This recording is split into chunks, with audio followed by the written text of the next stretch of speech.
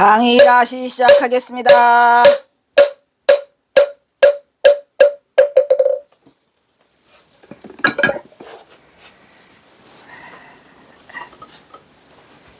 자, 한 칸 넘어가나? 안 넘어가네 또. 이처럼 구산선문의 선맥은 청어휴정 이후로 근근히 병맥을 이어오고 있었죠. 왜? 다 끊어졌어요. 그래가지고 이제 청어휴정에서 청어휴정의 13세손이 경어선사라고 했죠. 근데 이제 11세손이라고 또 했다가 영월복률과 만화보선을 넣어가지고 13세손이 되겠습니다.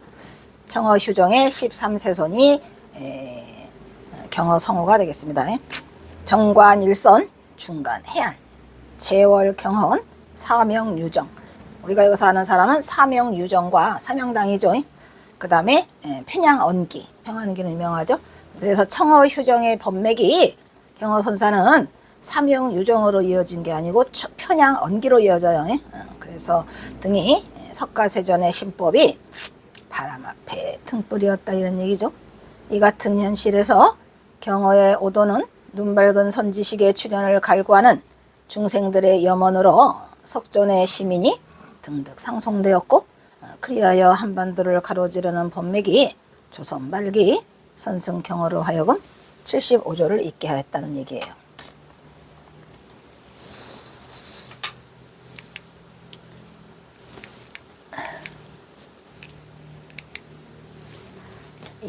이조 해가는 탈마의 도의 불안한 마음을 가져오라 라고 하는 안심법문에서 언하에 깨쳤죠. 6조 해능은 무지랭이 나무꾼으로 금강경에 머무는 바 없이 그 마음을 낸다. 응무소주 이생기심이라는 동량승의 구절에서 동량을 고걸하는 동량승의 그 금강경 구절에서 깨쳤죠. 영운치고는 봄을 헤매다가 뜰 앞에 복숭아꽃 진 것을 보고 그게 캐쳐서 더 이상 의심하지 않았죠. 그리고 대해종고는 훈풍이 남녘에서 불어오니 전각이 서늘해진다. 여기에서 북쪽 정각은 안 썼어요. 잘못 썼죠. 북쪽 정각이 서늘해진다야. 남쪽에서 불어오니. 그래서 이 구절에 확철대오를 하였는데 또 이걸 해야 되나?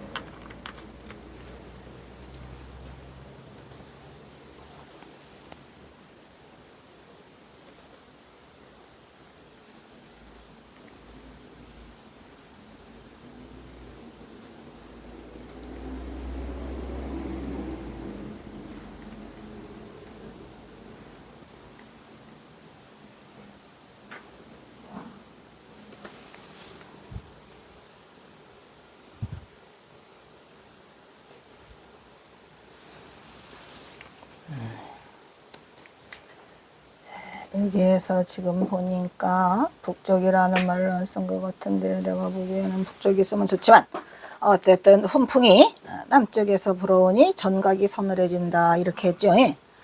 여기에서 깨쳤다라고 했는데 어느 구절에서 깨쳤을까요? 왜?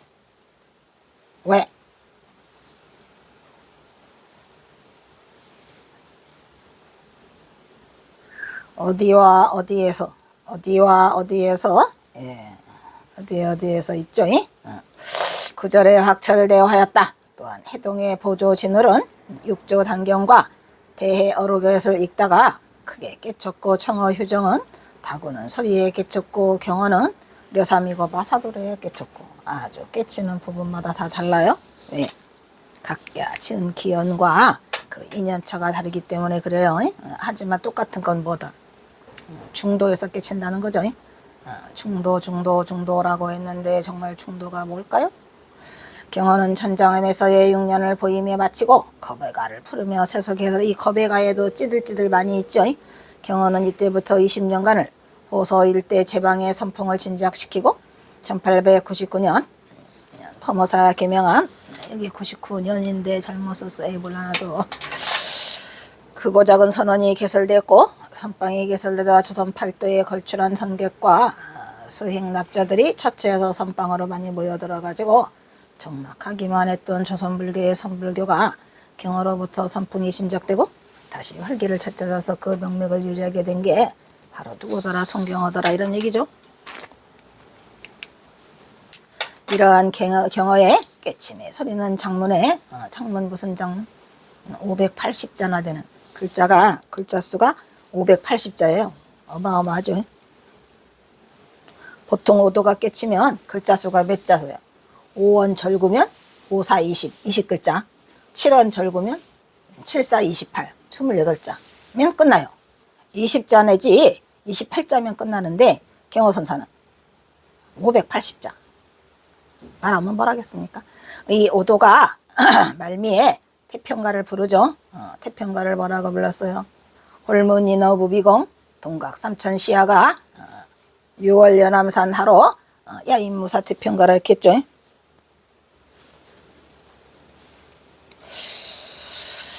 그래서 희망찬 오도가로 그 태미를 장엄하였는데, 야인무사 태평가, 틀없는 일없는 경어가 태평가를 부른다 했죠. 경어는 자신이 북으로 떠날 수밖에 없는 급박한 상황 속에서도 자신의 지음자 한왕과 함께 하고 싶었죠. 그러나 이루지 못하자 이번에는 천별사만 남기고 떠나요. 근데 그 뒤에 수익비기를 한번 찾아가죠. 관음사에 있는 수익비기를 찾아가는데 수익비기도 그거를 몰라요. 그래서 결국은 혼자 떠나고 말죠. 장차 북해에 높이 뜬 붕세를 꿈꾸며 느릅 나무를 향해서 부딪히며 또 얼마나 많은 세월을 보냈던가. 이별이란 들상 있는 예산일이라 어려운 게 아니지만 내가 생각해보건대 뭐 때문에 어렵 힘들더라. 덧없는 인생에서 헤어지고 나면 다시는 못 만난다. 만날 비약이 없어서 훗날을 기약할 수 없음에 슬퍼하고 있는 거죠. 그런 다음에 경어선사가 마지막으로 한번 또 가고 싶어서 옥과 간음사에 있는, 옥과는 지금의 어디죠? 곡성? 곡성이요? 곡성이요. 뭐야? 곡성, 담양 그쪽. 관음사 수익사 비구에게 줬다라고 해서 증이라고 써있죠. 그래서 옥과가 곡성인가? 옥과.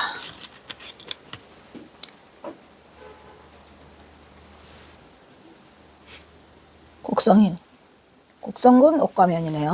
그래서 수익사 비구에게 줬는데, 여기서 중요한 건 증이에요. 증. 경어선사가 누구한테 증이라는 말 잘 쓰지 않죠. 증정했다 이런 얘기야. 천혜의 객의 정감상이요 고사 상심차 강당이로구나. 무간수연 심사월이니 추리 기내 빈첨상이로구나.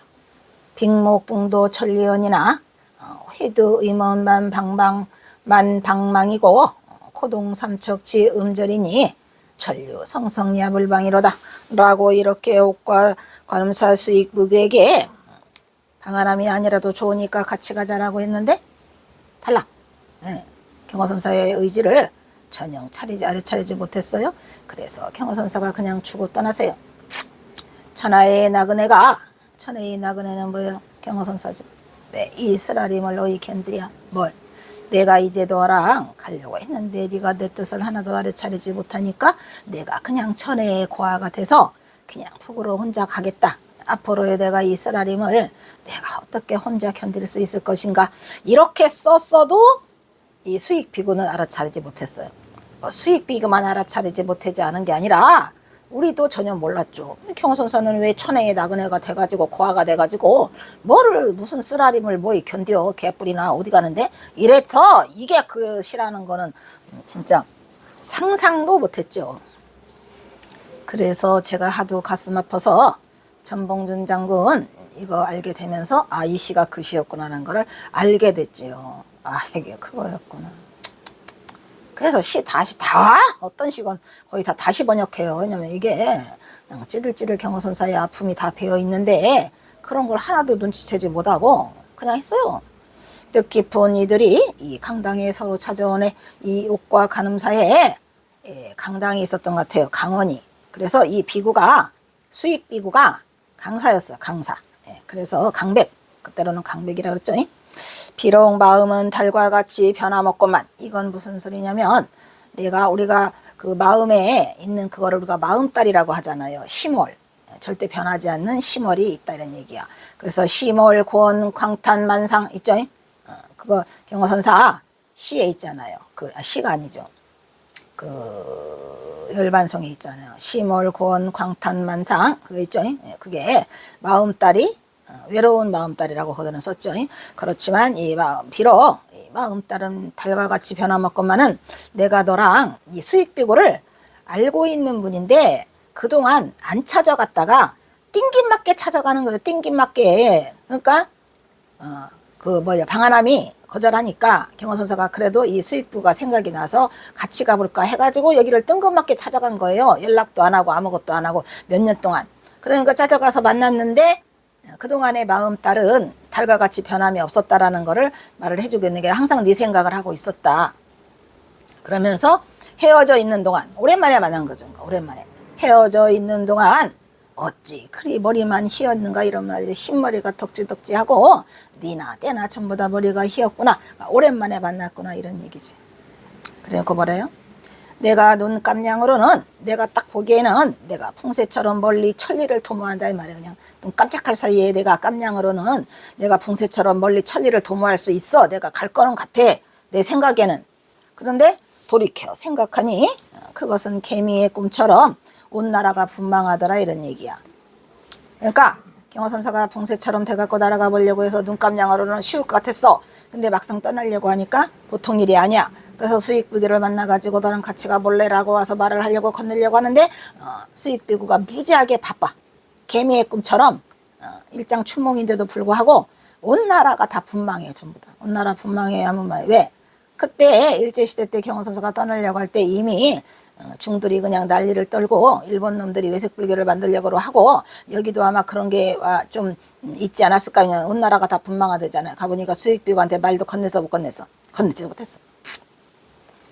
꺼내지도 못했어요. 말을. 그래서 그냥 애따 너 가떡이나 하나 먹어라. 너한테 시 한 자 써주고 스님 왜 오셨어요? 아니 그게 아니고 저게 아니고 하려다가 말을 못 꺼내고 그래 너를 만났는데 내가 마음따른 오래 동안 만나도 변함없었는데 헤어져 있어 와 보니까 흰머리가 덕지덕지 하더라. 그래서 내가 이 첫마디가 제일 첫 줄. 천혜의 다근에 이 쓰라림을 의견들이 이게 그 말이에요. 아이고 내가 이금 떠나는데 이제 혼자구나. 진짜 영원히 혼자인데 내가 앞으로 그걸 어떻게 견뎌낼 것인가 라고 하는 것이 이미 첫 줄에 다 마음을 드러냈는데 못 알아먹어요. 이 수익부가. 그래가지고 뭐라 그래요. 옛 오동나무 석자에 오동나무 석자 검은고에 아까 했죠. 검은고 백아와 종자기 백아와 종자기 이야기 속에서 그 검은고의 지음은 끊어졌어요. 종자기가 죽는 바람에 백아가 다 끊어버렸죠. 그랬는데 그래도 내가 그래서 끊겼다는 얘기는 여기서 지음은 끊겼지만은 여기서 이 방한함을 말하는 거예요. 내가 거절하더라. 그래서 방한함이 거절하더라. 그래서 지음은 끊겼지만 내가 버드나무를 꺾어 만든 피리소리도 무방하다. 이 버드나무가 뭐예요? 검은 거는 이미 방한함이 끊겼고 방한함이고 여기서 버드나무는 꽁 대신 닭이라고 옥과 간음사 수익비구였는데 그냥 너라도 꺾어서 만든 피리 버드나무면 어떻겠냐. 오동나무 검은 거가 이미 끊겼는데 그냥 버드나무를 꺾어서 한번 같이 가보면 좋겠다라고 무방하다라고 이렇게 써서 주는데도 전혀 무슨 소리인지 못 알아듣죠. 이 말을. 답답해요 안 답답해요. 그래서 경호선사가 접고 그냥 혼자 삼수갑산으로 가시더라 이런 얘기를. 이 시가 어떻게 이렇게 슬픈 시로 남아있는지. 옥과는 전라남도 곡성지역의 옛지명 옥과현이었고 전라남도 곡성군 옥과면은 행정구역이다 이런 얘기고 지금은 부군면과 통폐합돼 갖고 곡성군이 되었고, 관음사는 곡성군 오산면에 있고, 전라남도 문화주 자료가 있고, 처녀 성덕이가, 여기서 중요한 거는 여기가 누구 있잖아요. 왜 효녀 효녀 심청, 효녀 심청 이야기가 여기랍니다. 신기하죠. 그래서 처녀 성덕이 창건하고 1374년까지 5차례 충건되었고, 임진왜란 때 원통전만 남기고 다 없어졌다가 원통정마저 6.25 전쟁 때는 소실되었더라, 이런 얘기예요. 여기 심청전의 그거라고 합니다. 여기가 본 거지. 신기하죠.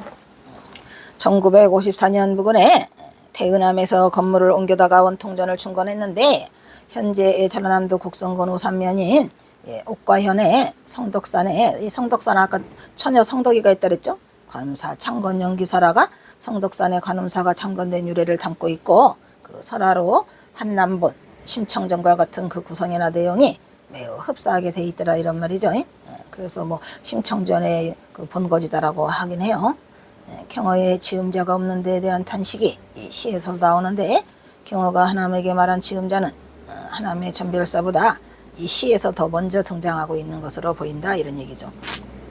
하남에게는 1903년 하한가를 마친 경어가 해인사를 떠나면서 하남에게 건네지만, 이 옥과 관음사, 수익사는 적어도 1903년 이전에 경어가 곡성 태안사를 드나들면서 인근의 곡과 관음사를 들렸을 것으로 추정돼. 이 말은 무슨 말이냐면, 혹시 이것이 그러니까 그 지음자 하남보다 이게 먼저였지 않느냐라고 생각은 드는데, 끊겼다라고 하는 걸 보니까 혹시 하남보다 먼저이냐라고 했다가 하남보다 먼저가 아닐 수도 있다라는 얘기를 지금 살짝 비치고 있는 거예요. 어느 것이 먼저이건 간에 아무튼 두 사람에게 경호선사가 떠날 것을 말했는데, 둘 다 탈락해.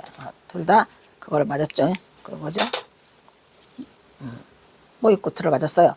근데 이제 혹시 이것이 먼저라고 하는 그 근거를 찾아보자면 1901년에 태안사를 들리거든요. 만일에 범종 단나 방암기, 태안사 만일에 범종 단야 방암기, 단야라고 하는 것은 그 신도들을 말하는 거예요. 사찰 절을 단야라고도 하고, 그 방암기는 새로 꽃다올 방자죠. 먹음을 함자. 그래서 이제 여기서 뭐냐면 범종불사 하는데 방암기를 써달라 해가지고 태안사 만일에는 만일 연불회죠. 그때 당시로도 연불회가 많이 성행해가지고 경호선사가 1901년에 갔는데 이걸 써달라고 해서 써줘요. 그래서 그때 이걸 혹시 들리지 않았을까라는 생각에 1901년이라고 했고, 방한함은 1903년이잖아요. 그런데 다시 이걸 자세히 보면 글쎄, 수익부를 먼저 찾아가서 안 되니까 방한함을 했을까, 아니면 방한함을 찾아가서 안 되니까 수익부를 했을까, 둘 중에 하나겠지만은 어쨌든 여기 1901년이라는 게 나와서 이제 이렇게 했어요. 근데 이거는 아무래도 방한함 뒤인 것 같아요. 1901년 그의 나이 50세 때 작성되었기 때문에 그거를 한번 해본 말이에요. 따라서 경호는 하남을 만나기 전 호서 시절부터 20년간 쭉 자신을 알아보는 지음자를 꿈꾸며 초하에 붙여 지내다가, 그 지음자가 먼저 지음자가 수익부였다, 이런 얘기죠. 이곳 영원함으로 초청을 받아서 자신의 포부를 펼칠 수 있게 된 데에서 오동나무 검괴의 지음이 아니라도 퍼드나무를 꺾어 만든 필이라도 좋다라고 해서 이러한 선풍을 다시 일으킬 수 있는 이러한 천재 이루의 단비에 만족하고 있다, 이렇게 하고 있는데, 이거는 뭐냐면은 이 지음과 지음, 그러니까 이제 수익 비구를 만나면서 이게 그 수익 비구가 지음이 아니냐, 이런 생각에서 그거라도 만족한다, 이렇게 하고 있는데, 요거는 이제 그것을 찾는 근거가 이 태안사 만일의 연불회 때문에 이제 그렇다는 얘기예요. 근데 생각해 보면은 뒤에 것이 맞는 것 같아요. 수익 비구를 더 늦게 찾은 것 같지 않냐, 이런 얘기죠. 경어는 자신을 언제나 천하의 나그네라고 말하는데, 그 쓰라림을 어이 겐디라, 이것도 사실은 이 글을 지금 쓴 게 그 수익비구가 먼저일 거라고 쓴 거는 사실은 전봉준 장군 이야기가 나오기 이전 이야기라, 이런 얘기를 지금 하고 있는 거예요. 근데 전봉준이 나오고 난 뒤에 다시 보니까 이거는 바뀐 것 같더라는 거죠. 그래서 지금 이것도 그 천혜의 나그네라고 한 것도 사실은 좀 이상했어요. 전봉준 장군 전에 이거를 썼기 때문에 이건 2011년에 쓴 거예요. 그래서 이걸 이상했고 또 쓰라림을 어이 견디라도 조금 이상했죠. 왜냐면 이게 무슨 소린가 해서 자의반 타의반으로 이루어하고 있는데 왜 쓰라림을 어디 견디냐라고 했고 또 왜 천혜의 나그네가 돼야 했고 이 부분에 대해서 그렇게 깊이 생각하지 않았어요. 그러다가 이제 전봉준 장군이 터지면서 아 이게 그거였구나 떠나기 직전이구나라는 것을 알아서 했는데 이 부분은 지금 2011년에 전봉준 장군이 전봉준 이야기가 터지기 직전 전 이야기예요.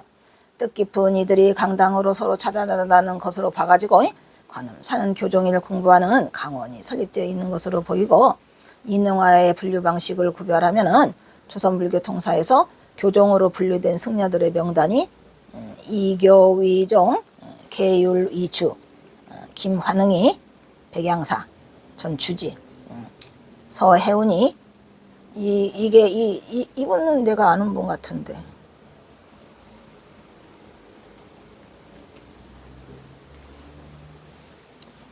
이분은 내가 아는 것 같아요.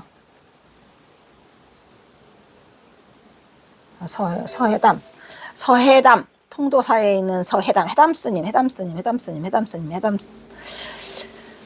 해담스님이 우리 해암스님의 스승이었나? 그 다음에 김서룡이 옥과 간음사, 이능허 안성 청룡사, 박호은이 이 호은 장로가 이 호은이에요. 해인사 이런 사람으로 그 교종으로 분리된 사람이 5인이 돼요. 너무 적지. 이능화가 조선불교 통사를 썼는지는 모르겠다만은 그때 당시로 불교 교종에 스님들이 이렇게 5분밖에 없다고요? 말이 돼야 안 돼요. 말이 안 되죠. 따라서 이것에 옥과 간음사라고 아까 했죠? 옥과 간음사가 누구예요? 이교 위종, 계율 위주라고 한 거죠. 계율 위주로 하는 이교 위종이라고 하는 것은 교를 위주로 한다 이런 얘기예요. 그래서 강원이 있었다는 얘기죠. 그래서 교를 위주로 하고 계율을 위주로 하는 선방이 아닌 교학당으로 보인다 이런 얘기죠. 그러니까 옥과 간음사도 꽤 컸었나 봐요. 여기 분류를 보면 어찌됐건 그렇다 하더라도 교종으로 분류된 스님이 조선불교에 5명밖에 없었다는 건 말이 안 돼요. 뭐 어떻게 분류가 되는지는 모르겠지만 이 시에서 경어는 비록 마음은 달과 같이 변함없건만 헤어져 있는 동안 머리만 휘었다라는 것으로 보아 수익승에 서로 친분이 있다가 오랜만에 서로 상봉한 것으로 보인데 수익비구랑 머리가 휘었다는 것으로 보아 1900년 이후에 영원함에서 주석할 당시 이곳은 옥과는 옥과현 그리고 지금은 전라남도 곡성 그래서 풍세를 꿈꾸고 있어가지고 꿈꾸고 있는데 온 나라가 지숭숭하더라 이런 얘기고 그래서 경화가 풍세가 돼서 날아갈 기회를 엿보고 있지만 쉽지 않고 그래서 내가 오동나무 석자 검은고에 지음은 끊겼지만 버드나무를 꺾어 만든 필이 써서 부담하다고 말하는 경화는 여기서 선풍이 다시 일어나는 것을 지음이 아니라도 음에 만족 이거 말이 안 되죠. 왜냐하면은 이 경화선사가 이때 당시는 전봉준을 몰랐기 때문에 그냥 그래서 이거를 참으로 안타깝지만 내가 그 선풍을 일으키는 것이라고 선풍을 일으키는 것을 지음이라고 하고 또 어디 지음자에 만족하는 게 아니라 적음자에 만족하고 있다 이 말이에요. 피리적자죠. 적음에 만족하고 있다라고 하는데 이거는 앞뒤가 안 맞아요. 앞뒤가 안 맞는 걸 억지로 끌어다 써붙인 것 같고요. 그래서 나중에 전봉준이 나오면서 이거를 수익비구를 생각하니까 아 이게 그거였구나 라는 생각을 하게 됐습니다.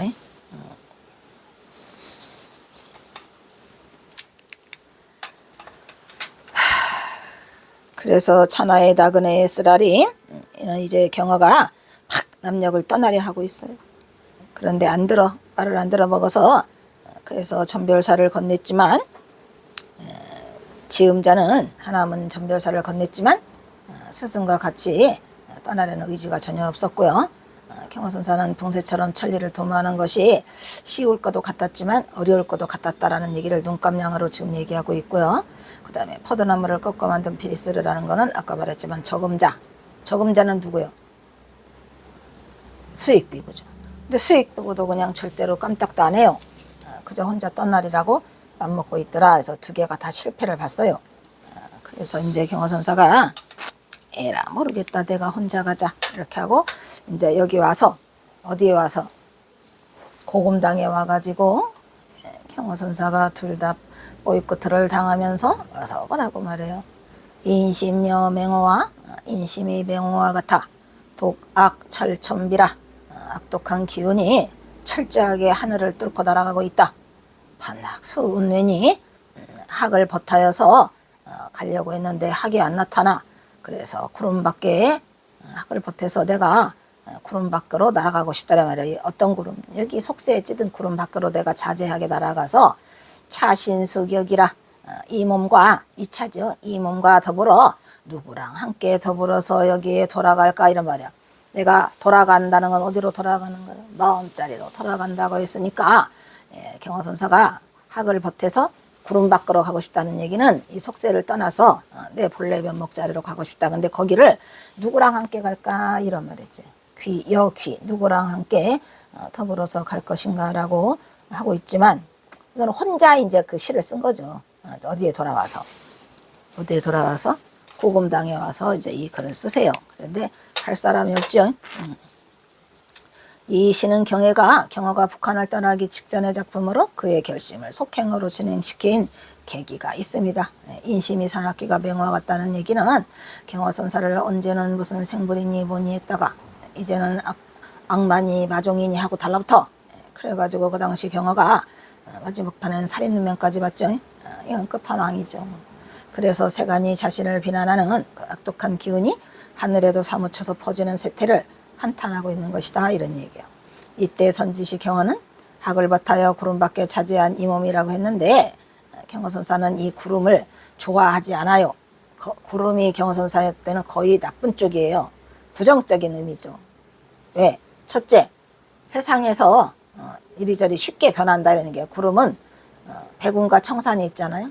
백운처럼 살지 않고 청산처럼 살고 싶다 이런 얘기죠. 이리저리 두둥실 떠다녀 변해 쉽게 변해. 그래서 구름 밖으로 가고 싶다 그래요. 그래서 경호선사는 내가 학과 함께 구름 밖으로 가고 싶다. 근데 내가 이 세상을 벌어나가는 데는 이 세상 구할 것이 없는 충도부리의 무예의 경지를 드러내 보이고 있는데 충도부리 무예의 경지는 바로 구름 밖에 자제하냐. 그런데 자신과 짝해서 돌아갈 사람이 누구냐 해서 지음자를 찾고 있는 거죠.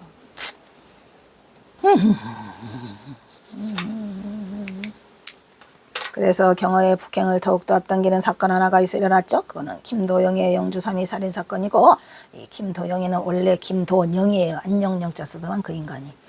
그래서 영자인데 이 사람이 갑사에 뭐였어요? 부목이었죠. 그냥 뗄감 만드는 놈. 그래서 경호선사가 영주 3.2를 아니 김도영도 잘 알아요. 영주 3.2는 경호선사의 그 시자였어요. 그래서 이제 살인 진짜 시자는 아니고 경호에게 겨냥돼서 경호를 살인 해머를 쓰게 하는 기괴한 사건이 일어났죠. 여기서 김도영은 예전에 잠시 갑사에서 부목 일을 하며 허드렛 일을 도와주다가 절집밥을 얻어먹는 처지로 경호와는 안면이 있어요. 영주 3.2는 경호의 어린 시봉으로 경호는 해인사불사를 위해서 영주 3.2를 달고 내려가려고 했는데 어디를 갔어요? 갑사에 있는 연천봉을 갔어요. 연천봉에 있는 등은암을 갔죠. 등은암은 누구예요? 등은암은 바로 부안 그 월명사 월명각시 있잖아요. 부안 그 어디요? 월명합 부설거사의 아들이 등은이고 그 딸이 월명이죠. 월명각시.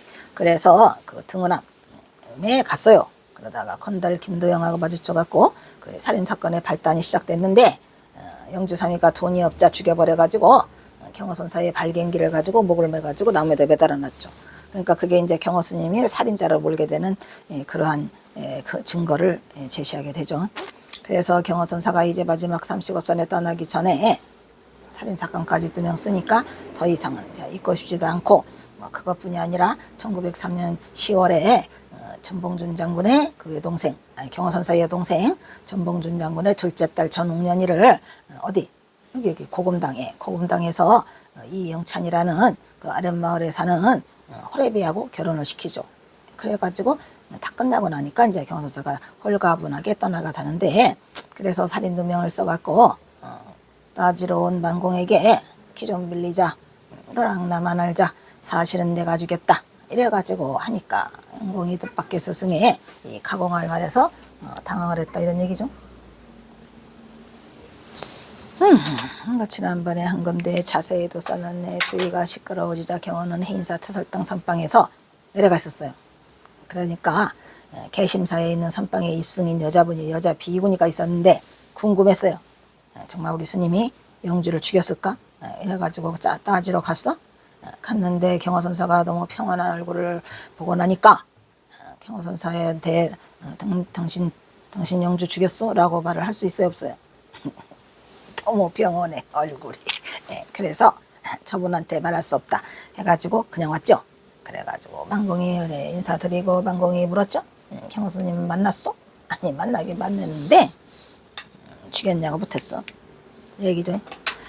그래서 물으니까 부처님께 안한존자 죽였어? 라고 말하는 것과 똑같은 거에서 도저히 입을 떼지 못하고 왔다 이런 얘기죠. 그래서 망공이 의원은 따지러 가. 내가 갔다 올게. 그래서 인사를 가서 타설당 선방에 가가지고 경호스님한테 살짝 말했죠. 영주 3인은 어떻게 된 거죠? 그래서 제자 망공의 손을 잡고 경호선사가 귀 좀 빌리자 해갖고 너하고 나만 알자. 영주는 내가 죽였다 이렇게 해가지고 아무 얘기도 말하지 말라 이렇게 해가지고 거기서 끝나죠. 에이그 이 사건은 그렇게 해서 끝이 났는데 나중에 경호선사가 삼수갑산으로 떠나고 난 뒤에 상당한 시일이 지나면서 공주경찰서죠. 눈에 산적대를 잡았는데 거기에 김도영이가 있었고 김도영이가 사실을 다 자백하게 되는 거죠. 영주사면은 내가 죽였다 그래가지고.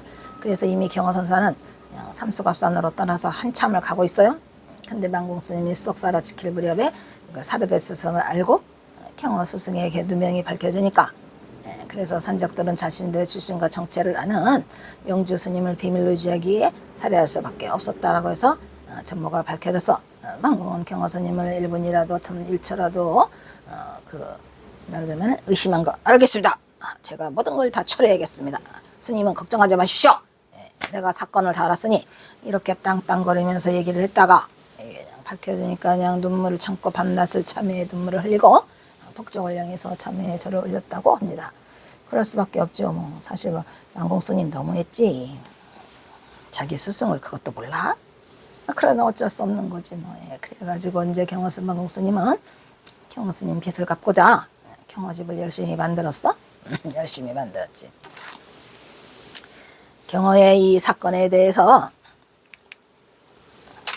일체 말이 없었던 것은 뭐다? 경호스님 스스로가 내가 살인을 한 사람을 위해서 대신 내가 형무소도 가자 오냐를 하고 작정했기 때문이었을 것이라고 말하는 추측도 있다 이런 얘기죠. 어제 경호는 중생이 못나서 죄를 대신 받기 때문이라 생각했기 때문이라는 추측도 있고 경호라면 충분히 이러저러 다 갈 수 있다는 얘기죠. 근데 그래도 너무했죠 경호스님. 아무리 그래도 살인죄를 뒤집어 쓰는 게 뭡니까 스님. 어떻게 해야 돼. 어떻게 해야 될지 경호스님이 행하시는 일은 이걸 우리가 가늠할 수가 없어요. 가늠할 수가 없어요. 세상의 인심이 맹우와 같아서 부하가 상사를 고발해요. 누가? 김경천이란 놈이 천봉준 장군 이런 썩을 놈. 그래가지고 악독한 기운이 하늘에도 사무쳐 장군을 몰아넣었어? 이런 썩을 놈. 그 악독한 기운은 경호선사를 마종이라고 하잖아. 이런 썩을 놈들. 그래서 경호는 그 희생물에 대해서 날지도 못하고 있고 중생을 마음 놓고 체조하지도 못하고 풍세를 꿈꾸지만 학을 보타여 돌아가고 싶지만 누가 없어 지음자도 없어. 아이고 이걸 어쩌나. 참으로 힘드시고 외로운 삶을 찌들찌들. 그래서 자신과 함께 북으로 떠날 수 있는 사람이 누군가 해서 찾다 못 찾았죠. 아이고 여기에는 뭐 이렇게 많이 갖다 놨냐. 오 마이 갓. 그래서 이거는 경호선사가 호금당했었네요. 이제 뭐냐.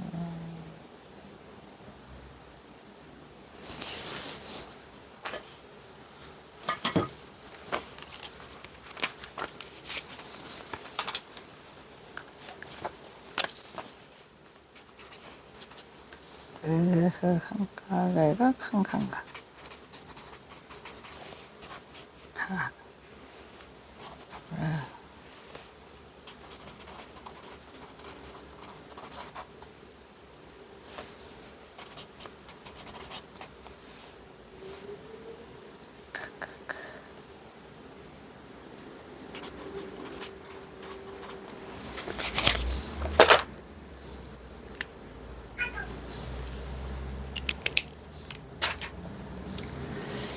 그래서 이 살인 혐의가 이게 또 뭐냐 자세히 나오는구나 여기.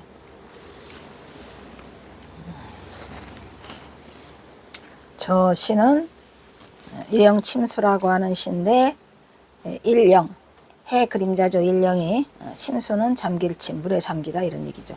이 이야기는 또 뭐냐면은 경화선사가 고금당을 건너올 때에 거기에 큰 강물이 흘러갔어요. 그 마이산에. 그래서 그 강물을 건너서 넘어와야지 경화선사가 그 고금당으로 들어올 수 있었다고 합니다. 그래서 지금도 그 강물이 있어요. 지금도 큰 강이 있는데 그때는 이제 그 경화선사가 밤에만 몰래 오니까 남의 눈에 띌까봐 누구를 만나러 전옥년이를 만나러. 그래서 이제 어느 날 오다 보니까 해그림자가 물에 잠겨갖고 지고 있더라 이런 얘기죠. 백운심처 방고사요 소진수침 일영지로다 도승 일거 장송론이 벽봉천년 두우비로구나. 종유 승연 개환경이니 고장무사 엄안비로다. 화락유정 춘산진이고 가민 새로 석분이로구나. 백운 침처 방고사는 백운이 있는 깊은 곳에 심처 구중 궁궐에 고사를 방문했다는 얘기죠. 처방. 그러니까 이 심처 방고사죠. 고사를 방문했다는 거는 여기서 고사는 누구냐? 이게 바로 나홍선사죠. 왜 거기가 나홍굴이 있었다 그랬죠? 그래서 경호선사의 전신이 혹시 나홍화상이 아닐까? 자신이 살았던 곳에 왔어요.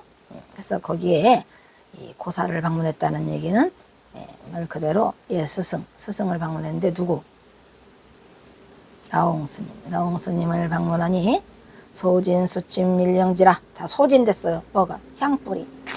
향불은 다 타버리고 수침 해그림자만 느릿느릿 지체하면서 일령지라 써지나 지체하면서 느릿느릿 해가 지고 있더라 이런 말이야. 물속에 잠겨가더라 이런 얘기죠. 도승일거 장송로요. 도승은 누구요?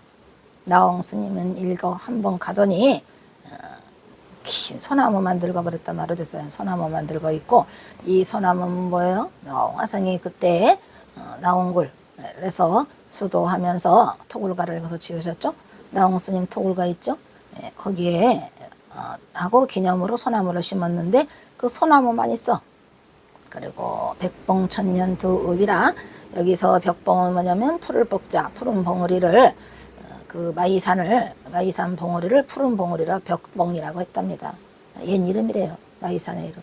1000년 동안 두견새 소리가 나는데 슬프다 말이야. 두우비 두견새 소리가 매우 슬프구나. 푸른 봉우리에 1000년이나 두견새 소리가 슬프게 이제 밤 되면 또 울잖아요. 이 두견새가. 두견새를 소쩍새라고도 하죠. 소쩍 이렇게 울죠. 종류 승연 개환경이요. 비록 스승한 인연이 있다라고 여기를 내가 쫓아왔으나 이것이 다 환경이더라 이 말이야. 허황된 경계더라. 왜? 도승이 있다고 와봤더니 도승은 어디 가고 뭐만 남았어? 소나무만 남고 푸른 봉우리에서 벽봉에서 마이산에서 마이봉이죠. 안마이봉, 순마이봉 두 개 있잖아요. 거기서 소쩍새만으로 되니 이것은 다 수승한 인역인 개뿔 허황된 경계만 있더라 이런 얘기고 고장무사 어마한비라 고로 앞으로 무사 옛일을 다 더듬어 보니 옛일을 다 부질없이 무사라는 건 뭐예요? 무사는 부질없이 이런 얘기예요. 일 없이 쓰잘데기 없이 공연히 이를 엄안비 여기는 뭐야? 닫아 걸고 쌀인문을 닫아 걸고 보니까 이 바위 암자가 있죠? 이 바위와 쌀인문이 있더라 이런 얘기요. 진짜로 가면 쌀인문이 있어요. 뭘로 된? 돌로 된 나홍화산 거기 옆에 있어요. 화락유정 춘산진이라 꽃은 다 떨어졌고 그윽한 봄뜰 정원에는 봄산이 이미 다 지나간 것 같더라. 여기서 춘산은 마이산을 말하는 거고 뜨락은 뭐야? 고금당 뜨락을 말하는 거예요. 다 봄에 뜨락이 꽃이 다 져버렸더라 이런 얘기 와보니까. 그러니까 이거는 지금 언제 왔더라? 늦은 봄에 왔더라 이런 얘기. 늦은.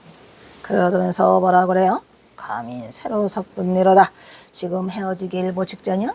그래서 이거를 누가 전홍년이를 두고 감회가 깊다.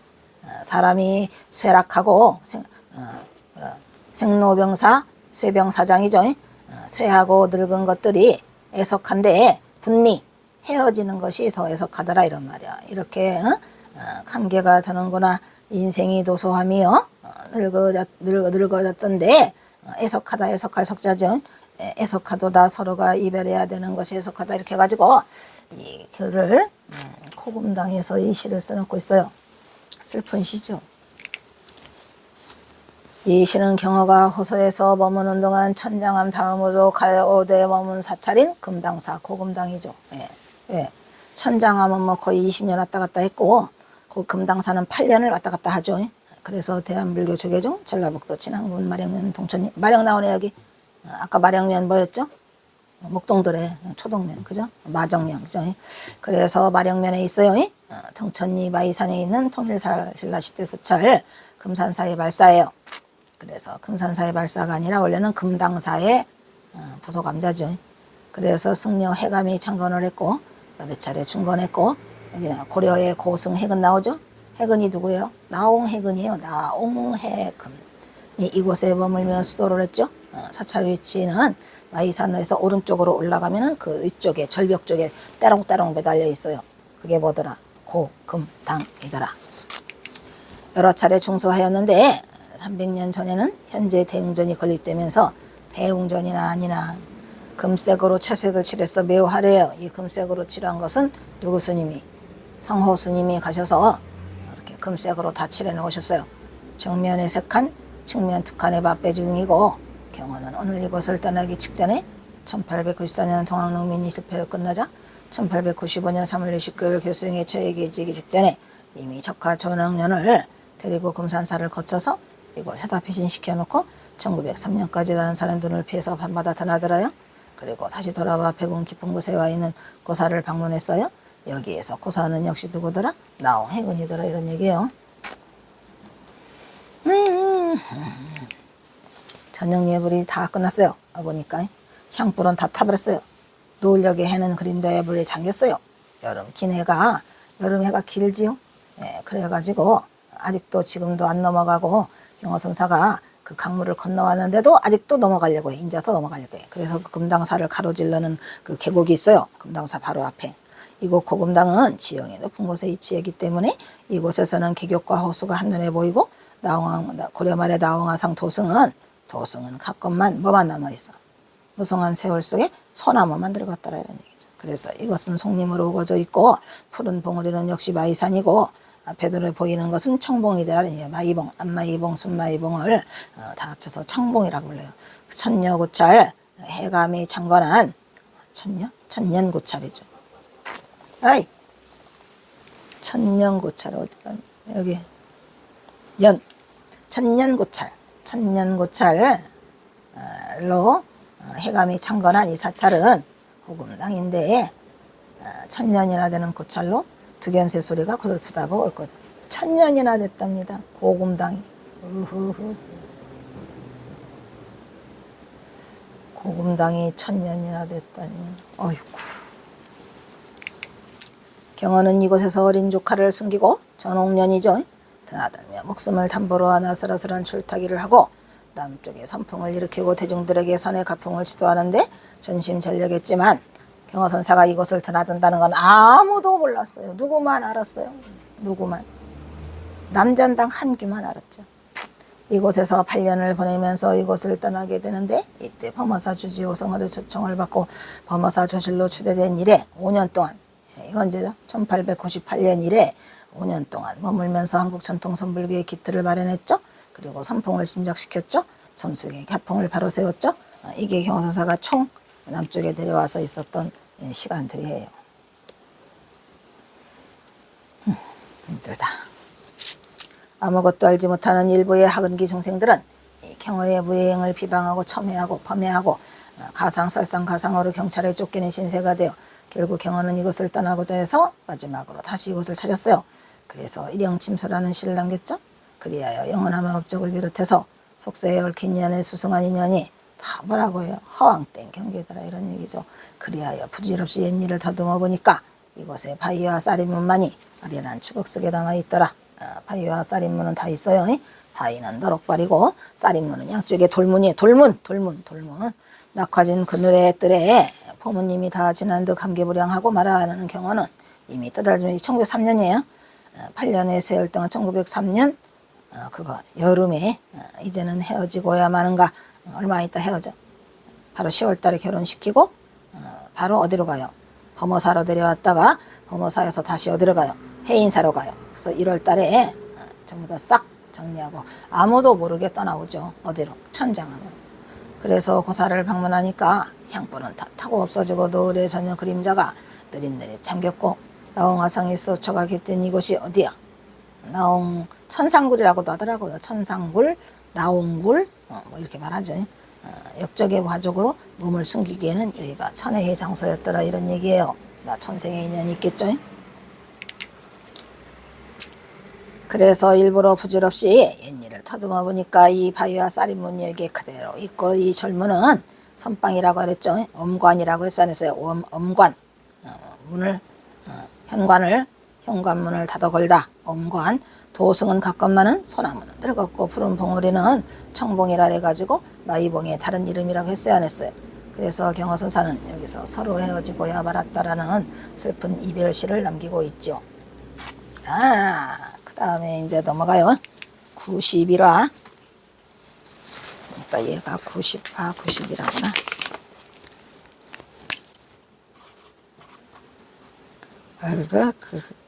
인가?